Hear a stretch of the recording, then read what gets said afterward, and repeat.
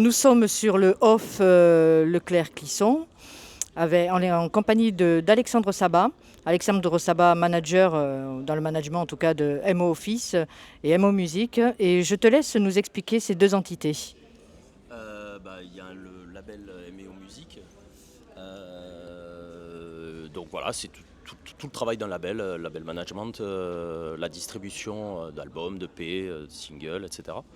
Et en parallèle, il y a l'agence de com MEO Office, où là, c'est tout le côté promo, média, pour promouvoir justement ces albums ou ces EP qui sont distribués par le label.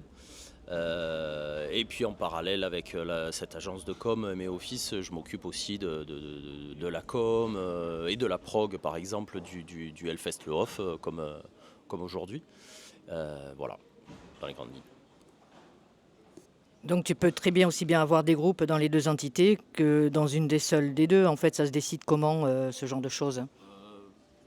Bah oui, en fait, les groupes qui sont sur le label, en règle générale, les groupes qui sont sur le label sont aussi sur l'agence de com pour la promo. Mais ça arrive qu'on ait d'autres groupes sur le label qu'on distribue et qui ont déjà une autre agence de com, par exemple, tu vois, où je bosse avec Roger souvent sur d'autres groupes que j'ai en distribution. Et lui, il s'occupe de la promo, ça arrive aussi souvent. Donc oui, c'est pas tout le temps la même chose sur. Enfin, ça dépend des groupes en fait, de leur actu, les conditions, tout ça. Enfin, c'est aléatoire quoi. C'est pas toujours le même contrat, les mêmes offres, etc. quoi. Est-ce que c'est difficile de convaincre des groupes de venir dans tes agences? Ça a un coût, je suppose. Et est-ce que tu leur expliques la plus-value? Comment on explique une plus-value de telle agence auprès de certains groupes? C'est un groupe qui se disent aussi parfois indépendants du coup. En fait, on leur explique ce qu'on peut leur apporter tout simplement parce qu'en règle générale sur des groupes en développement, le but justement c'est de leur apporter, voilà, d'appuyer sur des boutons auxquels ils n'ont pas accès. Que ce soit au niveau de la distrib, au niveau de la promo, au niveau de certaines offres de booking, etc. Donc on est là, enfin pour moi c'est le but, c'est d'essayer de développer des projets et d'essayer de mettre en avant le plus possible quoi. Et Alexandre Sabat, il a démarré concrètement comment justement? Parce que je suppose qu'on ne te pose pas souvent la question, mais puisque ton nom, ton étiquette, on la connaît même au Hellfest, mais concrètement, il a démarré comment pour se retrouver dans ses agences et pour monter ses propres agences d'ailleurs? Je sais pas quand est-ce que je remonte. J'ai commencé, on va dire, à 17-18 ans, à organiser des petits concerts. Après, ça a grossi. J'ai organisé des plus gros concerts. Et puis, j'ai eu un groupe pendant 10 ans. Euh, donc, je connais aussi les attentes d'un groupe.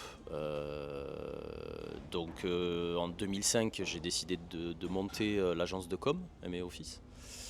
Et puis de fil en aiguille, le label en 2009, MEO Music, voilà, c'est venu un peu comme ça, quoi. Mais je pense que ça, c'est peut-être par rapport au groupe. Enfin, quand j'avais le groupe pendant 10 ans, dans les années 90 jusqu'à 2005, voilà, c'était Darken. Alors pas Darken.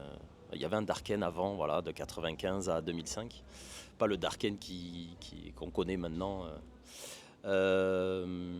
Donc je pense que c'est venu de là en fait par rapport au groupe et moi je manageais le groupe aussi, enfin je jouais dans le groupe mais je m'occupais aussi de voilà à l'époque d'envoyer aux médias etc. Donc je commençais déjà et cette partie-là elle me plaisait et donc voilà c'est pour ça que j'ai décidé en 2005 de créer l'agence de com et mes office mais après je voulais créer un label aussi, mais je voulais attendre d'avoir les bons partenaires pour ça, etc. Donc les partenaires comme Believe pour la distribution digitale ou Season of Mist pour la distribution physique, etc. Enfin, on a d'autres partenaires aussi en Europe, mais bon voilà. En gros, je pense que c'est venu peut-être par rapport au groupe que j'avais. Alors là, nous sommes sur le off, donc nous allons aussi parler du off. Il y a 34 groupes qui vont se produire sur 2 jours, le mardi 25 et mercredi 26. 2 jours de concerts pré-Hellfest, c'est une mise en bouche. Qui n'est pas organisé tout seul puisqu'il est organisé du coup avec le patron du Leclerc sur lequel se déroule l'événement. Est-ce que tu peux nous parler comment tu as pu convaincre Leclerc d'un tel événement? Et est-ce que ça prend du temps et combien de temps sur une année, enfin, ça prend pour mettre en place en fait? Alors, le off existait déjà avant que j'intègre l'équipe, on va dire. Je crois que ça a commencé, si je dis pas de bêtises. Moi, j'ai commencé à m'occuper de la prog et de la com en 2016 ou 2017. Et je crois que le off vraiment a commencé peut-être 2-3 ans avant, je ne sais plus. Ça, il faudrait poser la question au Leclerc. Mais donc après, non, mais c'est de fil en aiguille des connaissances, etc. Et puis la première année, je me suis occupé un peu de la prog, un peu de loin. Et puis après, j'ai apporté de nouvelles idées, des choses comme ça. Et ils sont assez ouverts aux discussions. Donc voilà, de fil en aiguille, ça a grossi. D'une toute petite scène de début, on est passé à deux grosses scènes, comme tu as pu voir, des stands, des animations, parce que bon, le off c'est mardi, mercredi, mais après le jeudi matin, il y a aussi des animations, il y a DJ Mike Rock aussi le jeudi matin, il y a voilà, des food trucks, tout ça, il y a le fameux rideau du Leclerc jeudi matin. Il y a plein d'animations, donc voilà, c'est ça c'est ça. Donc c'est plutôt intéressant. Donc voilà. Donc le rideau, pour ceux qui ne sont pas au courant, c'est à l'heure d'ouverture, tous les métalleux qui se trouvent devant et il y a un compte à rebours pour ouvrir le Leclerc et qui est filmé depuis l'intérieur par le personnel ou le patron du Leclerc. Donc on peut voir déjà les vidéos et pas mal sur YouTube. Mais je rebondis enfin, du coup sur le reste de la question. Tu as 34 groupes sur les 2 jours et on fait une sélection comment et ça prend combien de temps? On démarre juste à la fin le off de l'année d'après, juste à la fin de celui-ci. Comment on s'organise? Je me doutais que j'avais oublié des éléments de réponse. Euh, alors les 34 groupes, comment on les sélectionne? En fait, on reçoit voilà, des sollicitations de groupes. Voilà, il y a des choix qui sont faits. On essaye de renouveler chaque année, évidemment. Il y a de plus en plus de sollicitations. Cette année, j'ai eu plus de 200 sollicitations de groupes qui voulaient jouer. Alors après, on commence en général vers octobre, à peu près. Euh, mais bon, j'ai déjà dès septembre-octobre, déjà des groupes qui me contactent pour l'année suivante. Mais en règle générale, ouais, avec les équipes ici du Leclerc, vers octobre-novembre, quoi. Mais bon, voilà, après, c'est un truc qui se fait chaque année. Donc maintenant, on est habitué à avoir un fonctionnement comme ça. Voilà. Et qui finance, puisque les groupes quand ils viennent pas seuls, il faut les, je suppose, loger, nourrir, et donc c'est un sacré budget aussi. Alors la prod c'est le Leclerc de Clisson, clairement. Oui, les groupes, bien sûr, voilà. Alors le logement, non, c'est pas pris en compte parce que c'est tellement compliqué autour du Hellfest pour les logements, enfin tout le monde le sait.